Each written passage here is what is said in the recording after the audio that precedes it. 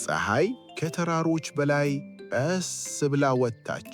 ወርቃማው ብርሃን ምድርን ነካ፣ ወፎችን ቀሰቀሰ፣ ድንጋዮችን አሞቀ፣ ሰማዩንም በለስላሳ ቀለማት አስጌጠ።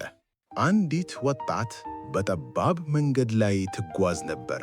እርምጃዋ የተረጋጋ፣ ልቧ ግን የተሞላ ነበር። እርሷም ማርያም ነበረች። እንደ ማዕበል በሚንከባለሉ ኮረብታዎች መካከል አለፈች። አረንጓዴው ሳር ከነፋሱ ጋር ይወዛወዝ ነበር። ፍየሎች በድንጋያማ ቦታዎች ላይ አርፈው ነበር። የአፈርና የቅጠል ሽታ አየሩን ሞልቶት ነበር። በልብህ ምስጢር ይዘህ ተጉዘህ ታውቃለህ? ማርያም ለብዙ ቀናት ተጓዘች። አንዳንዴ መንገዱ ጸጥ ይል ነበር፣ አንዳንዴ ደግሞ ከባድ ነበር። ነገር ግን በውስጧ አዲስ ነገር እያደገ ነበር። ሕፃን ብቻ ሳይሆን ቃል ኪዳን። የመልአኩን ቃላት አስታወሰች። ሁሉንም ነገር አልተረዳችም ነበር፣ ነገር ግን አመነች። ይህ እምነትም ጥንካሬ ሰጣት። በመጨረሻም በተራራው ላይ ወዳለች አንዲት ትንሽ ቤት ደረሰች። ከጣሪያው ላይ ጢስ በዝግታ ይወጣ ነበር።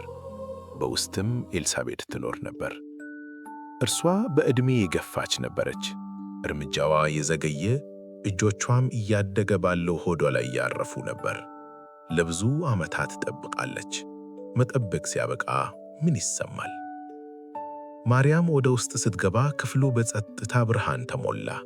አየሩ ሞቃት ነበር፣ ሰላም ይሰማ ነበር። ከዚያም አንድ ነገር ተፈጠረ።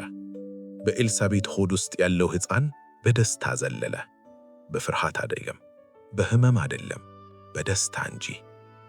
የኤልሳቤጥ ዓይኖች በገረሜታ ተከፈቱ። ትንፋሽ አጠራት፣ ልቧ ተሞላ። የእግዚአብሔር ቃል ኪዳን ሩቅ አልነበረም፣ እዚሁ ነበር። ኤልሳቤጥ በግልጽ ተሰማት፣ ደስታውና ድንቁ። ሁለት ቃል ኪዳኖች በአንድ ትንሽ ክፍል ውስጥ ቆሙ። ሁለት እናቶች፣ ሁለት ተአምራት። ግርድጌዎቹ አልተንቀጠቀጡም፣ ሰማዩ አልጮኸም። ነገር ግን ሰማይ ፈገግ አለ። አንዳንዴ ትልቁ ደስታ ጸጥታ የሰፈነበት ነው። ቤቱ ብሩህ ሆነ፣ አየሩ ቀለለ። ማርያም እዚያው ቆየች። ቀናት በዝግታ አለፉ። ቀለል ያለ ምግብና ደስ የሚሉ ጊዜያትን አብረው አሳለፉ። በውጭ ነፋሱ በዛፎች መካከል ይነፍስ ነበር። በውስጥ ግን ተስፋ እያደገ መጣ። ደስታ ሲካፈል በይልጥ ያድግ ይሆን? በሌሊት ከዋክብት ከተራሮች በላይ ያበሩ ነበር።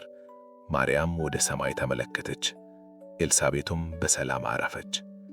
ሁለት ልጆች ለመወለድ ይጠብቁ ነበር። አንደኛው መንገዱን ያዘጋጃል፣ አንደኛው ዓለምን ይለውጣል። አሁን ግን እየጠበቁ ነው፣ በጸጥታ በእምነት። ማርያም ጉዞዋ እንዳልተጨናቀቀ ታውቅ ነበር። በቅርቡ ሌላ መንገድ ትጓዛለች፣ ረዥምና አስቸጋሪ መንገድ። ነገር ግን አልፈራችም፣ ምክንያቱም ደስታ ከደስታ ጋር ተገናኝቷልና። እግዚአብሔርም ቅርብ ነበር። ነፋሱ አቅጣጫውን ቀየረ። ከዋክብት ከመሬት ጠጋ ያሉ ይመስሉ ነበር። በሩቁ አንድ ጉዞ እየተጀመረ ነበር። ይህም ወደ አንዲት ትንሽ ከተማ እና ዓለም ወደማይረሳው ምሽት የሚወስድ ጉዞ ነው። ይቀጥላል።